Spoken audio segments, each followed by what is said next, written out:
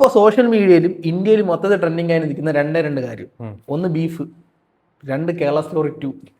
ഇത് രണ്ടും കൂടെ ഒരു കണക്റ്റ് ആയിട്ടാണ് നിൽക്കുന്നത്. കേരള സ്റ്റോറി 2 ഏറ്റവും ഇപ്പൊ ഇറങ്ങിയ ടീസർ തന്നെയല്ല ഏറ്റവും വിവാദമായിട്ടുള്ള ഇല്ലേ? അതിലെ മെയിൻ ആയിട്ട് കാണിക്കുന്നത് എന്താ പറയാ, ഇവര് ബീഫ് റിലേറ്റഡ് ആയിട്ടുള്ള സംഭവമാണ്. അതാണ് ഇപ്പൊ ഏറ്റവും ട്രെൻഡിങ് ആയി നിൽക്കുന്നത്. ഇതിൽ ഫസ്റ്റ് ചെയ്യണമെന്ന് കേരള സ്റ്റോറി ഫസ്റ്റ് ഇറങ്ങിയപ്പോൾ നമ്മൾ ആരും ഇതിനെതിരെ ഒരു പെറ്റീഷൻ പോലും ഫയൽ ചെയ്തിട്ടില്ല. അതാണ് മറ്റൊരു ഫാക്ടർ എന്ന് പറയുന്നത്. ഈ ഒരു സിനിമയ്ക്ക് കേന്ദ്രത്തിൽ നിന്ന് അവാർഡായി കിട്ടിയിട്ടുണ്ട്. അത് എന്തിന്റെ അടിസ്ഥാനത്തിലാണെന്ന് ചോദിച്ചാൽ ആർക്കും പറയാൻ പറ്റില്ല. കാരണം ഇത് ഫ്രീ ആയിട്ട് പ്രദർശിപ്പിച്ച് പല സ്റ്റേറ്റ്സിലും അല്ലേ, പല സ്റ്റേറ്റ്സിലും ഫ്രീ ആയിട്ട് തന്നെ എന്താ പറയാ ആളുകൾക്ക് കാണാനുള്ള അവസരം ഉണ്ടാക്കി കൊടുത്തു എന്നുള്ള ഒരു കാര്യമാണ്. ഇപ്പൊ ഇത് പറയുന്ന പറഞ്ഞാൽ ഇതെന്താ പറയാ, നമുക്ക് മെയിൻലി ആദ്യം തന്നെ പറയാനുള്ള സെൻസർ ബോർഡിനെയാണ് അല്ലേ. സെൻസർ ബോർഡ് ഇതെന്ത് ഏത് രീതിയിലാണ് ഇപ്പൊ പ്രവർത്തിക്കുന്നതെന്ന് നമുക്ക് സത്യം പറഞ്ഞാൽ പറയാൻ പറ്റില്ല. അതിൽ ഒരു പൊളിറ്റിക്കൽ ഇൻഫ്ലുവൻസ് ഉണ്ടെന്ന് പറയാം. എമ്പുരാൻ സിനിമ എന്ന് പറയുന്ന ആ ഒരു റിയൽ സ്റ്റോറി ആസ്വദമാക്കിയിട്ട് 2.5 മിനിറ്റ് കട്ട് ചെയ്ത് കളഞ്ഞു. അതൊക്കെ വെച്ച് നോക്കുമ്പോൾ ഇതിന് അവർ അപ്രൂവലും കൊടുക്കുക, ഇതിൽ ഫുൾ അപ്രൂവൽ കൊടുത്തിരിക്കുകയാണ്. ഇതിൽ സത്യം പറഞ്ഞാൽ ഇതിപ്പോ എനിക്ക് തോന്നുന്നു ഇനിയിപ്പം നമ്മുടെ ഗവൺമെന്റിന് ഇപ്പൊ കേസിന് പോവാന്നൊക്കെയാണ് കേൾക്കുന്നത്. പക്ഷെ എന്നാ പോലും ഇതിപ്പം കയ്യിൽ നിൽക്കും, ഇത് ഓൾറെഡി അങ്ങ് പോവും, റെഡിയായി അങ്ങ് പോവും. ഇത് വീണ്ടും ഒരു കേസ് എന്ന് പറഞ്ഞാൽ മറ്റേ വിജയുടെ ജനനായകൻ എന്ന് പറഞ്ഞ സിനിമ, അതിലും ഇതുവരേക്കും സെൻസർ ബോർഡ് ഒരു അപ്രൂവൽ കൊടുത്തിട്ടില്ല. അതൊന്നും ചെയ്യാതെ നേരെ വന്നിട്ട് ഇതിന് ഒരു അപ്രൂവൽ കൊടുത്തു, ടീസർ ഇറക്കി. ഇത്രയും വിവാദമായിട്ടും സെൻസർ ബോർഡ് ഇതിനെതിരെ ഒരു അക്ഷരം പോലും പറഞ്ഞിട്ടില്ല. അതാണ് മറ്റൊരു ഫാക്ടർ എന്ന് പറയുന്നത്. ഇതിപ്പോ എന്തായാലും ഇനിയിപ്പോ എന്താ പറയാ, ഇനിയിപ്പോ മെയിൻലി നമ്മുടെ ഇവിടെയൊക്കെ ഇലക്ഷൻ സമയം കൂടെ ആയി വരെയാണ്. അപ്പം പിന്നെ ഇനിയിപ്പം ഈ സിനിമയൊക്കെ തന്നെ ഇനിയിപ്പോ വലിയൊരു എന്താ പറയാ ഒരു സംസാര രീതിയൊക്കെ ആവാനും ചാൻസ് ഉള്ളത്. അപ്പൊ ഇതിപ്പോ എന്തായാലും ഭയങ്കര വലിയ വിവാദമാണ്. ഇതിപ്പോ തുടങ്ങിയിട്ടേ ഉള്ളൂ, ടീസറേ ഇറങ്ങിയിട്ടുള്ളൂ, ട്രെയിലർ പോലും ഇറങ്ങിയിട്ടില്ല. ചിന്തിച്ചു പോകണം. അപ്പോഴേ ഇതിനിപ്പം എങ്ങോട്ടേക്കാണ് ഇതിന്റെ പോക്കെന്നുള്ളത് നമുക്ക് ഊഹിക്കാവുന്നതേ ഉള്ളൂ. ഇതിന്റെ ഫസ്റ്റ് പാർട്ട് ഇറക്കിയപ്പം ജസ്റ്റ് ഒരു ഒറ്റപ്പെട്ട സംഭവം പറഞ്ഞ് മാറ്റി നിർത്തി എല്ലാവരും. അപ്പോഴാണ് അവർ സെക്കൻഡ് പാർട്ടും കൂടെ കൊണ്ടിറക്കുന്നത്. ഇത് ഇങ്ങനെ തുടരുകയാണെങ്കിൽ കേരളത്തിനെതിരെ ഒരു സിനിമ തന്നെ വീണ്ടും വന്നുകൊണ്ടേ ഇങ്ങനെയിരിക്കും. ഇതൊരു റിയൽ സ്റ്റോറി ആണെന്ന് വെച്ചാൽ ഒരിക്കലും അല്ല. അവരെ കോൺസെപ്റ്റിൽ അവർ ചെയ്തിറക്കുന്ന ഒരു സിനിമ, അങ്ങനെയാണ് ഇതിനെ കണക്കാക്കുക. പിന്നെ ഇതിൽ എടുത്തു പറയുന്ന ഒരു കേസ് എന്ന് വെച്ചാൽ ഈ കേരള സ്റ്റോറിയെ സപ്പോർട്ട് ചെയ്യുന്ന കേരളത്തിലുള്ള ആൾക്കാരും ഉണ്ട്. ഒരു 100% 10% ആൾക്കാരും കേരളത്തിൽ ഈ ഒരു സ്റ്റോറിയെ സപ്പോർട്ട് ചെയ്യുന്ന ഒരുപാട് പേരുണ്ട്. അവരെ നമ്മൾ കണ്ടില്ല എന്ന് നടിക്കരുത്. അവരെ എന്ന് വെച്ചാൽ കേരള സ്റ്റോറി ഫസ്റ്റ് ഇറങ്ങപ്പോഴും നമ്മൾ ഇങ്ങനെ ഈ ഒരു സ്റ്റോറി സപ്പോർട്ട് ചെയ്യുന്നവരെ നമ്മൾ ജസ്റ്റ് ഒന്ന് വകവയ്ക്കായിരുന്നു. ഇപ്പോൾ സെക്കൻഡ് പാർട്ട് ഇറങ്ങി, സെക്കൻഡ് പാർട്ടിൽ കേരളത്തിൽ നിന്ന് നല്ലൊരു ശതമാനം ആൾക്കാർ ഇതിനെ സപ്പോർട്ട് ചെയ്ത് വരുന്നുണ്ട്. അവർ നമ്മൾ ജസ്റ്റ് ഒന്ന് മാറ്റി നിർത്തിയാണ് ചെയ്യുന്നത്. അങ്ങനെ ചെയ്യാൻ പാടില്ല. അതിനെതിരെ നമുക്ക് എന്തെങ്കിലുമൊക്കെ ചെയ്യണം. ഞാനൊരു കാര്യം പറയാം. ഈ ഇടയ്ക്ക് കാര്യമായിട്ട് നമ്മുടെ ഇന്ത്യയുടെ കളി നടന്നല്ലോ. ആ ഒരു ഇന്ത്യയുടെ കളിയിൽ പാളയം ഉള്ള ആ ഒരു സീനറി, പാളയം പള്ളി, ആ ഒരു ക്ഷേത്രം, വല്ലാത്തൊരു സീനാണ്.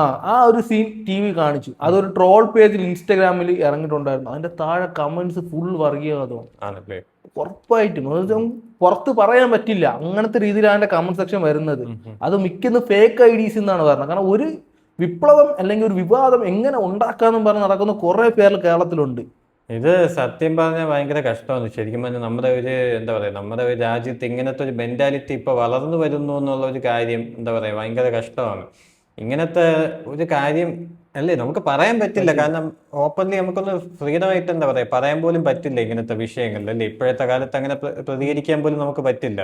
പക്ഷേ വല്ലാത്ത കഷ്ടമാണ് ഇങ്ങനത്തെ ഒരു മെന്റാലിറ്റി. അത് വളർന്നു വരുന്നു എന്നുള്ളത് നമുക്ക് ഇത് എന്താ പറയാ കേരള സ്റ്റോറി 2 ആയാലും ഇപ്പം എന്താ പറയുക ഇരട്ടി വിവാദമാവുകയാണല്ലേ. വിവാദമാവുന്നുണ്ട്, കുറെ പേര് സപ്പോർട്ടും ചെയ്യുന്നുണ്ട്. ഇപ്പൊ സത്യം പറഞ്ഞാൽ അത് വളരെയാണ് ഈ ഒരു മെന്റാലിറ്റി. അത് ഒരു ശരിയായിട്ടുള്ള ഏർപ്പാടല്ല. പിന്നെ ഇതില് വേറൊരു കേസ് എന്ന് വെച്ചാൽ ബീഫ് വായിൽ കുത്തി കയറ്റുന്നു. അത് പലരും ട്രോൾസ് ആയിട്ട് ഇറങ്ങുന്നുണ്ട്.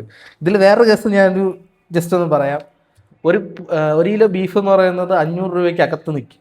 ഒരു കൂലിപ്പണിക്കാരന്റെ റേറ്റ് എന്ന് പറയുന്നത് 1000 മുതൽ 1200 അതായത് ഒരുത്തന്റെ ഒരു ദിവസത്തെ പാതി ശമ്പളം ഒരു ബീഫിന് പോവുകയാണ്. അവിടെ കിട്ടാത്തപ്പോഴാണ് ബീഫിനെ ചവിട്ടി തള്ളി കളയുന്നത്.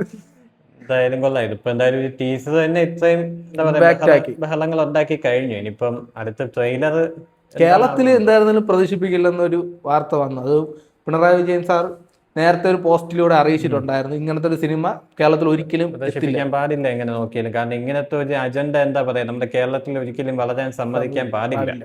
അപ്പൊ അതെന്തായാലും എങ്ങനെയും നിരോധിക്കണമെന്ന് ഉള്ളത് തന്നെ. ബാക്കിയുള്ളവര് കാണട്ടെ, നമുക്ക് ഇനിയിപ്പോ ഒന്നും ചെയ്യാൻ പറ്റൂലല്ലോ. നമ്മൾ ഹെൽപ്ലെസ് ആണ്. ഇപ്പൊ സെൻസർ ബോർഡിനെ എന്താ പറയാ ഇനിയൊന്നും പറയാൻ പറ്റില്ല.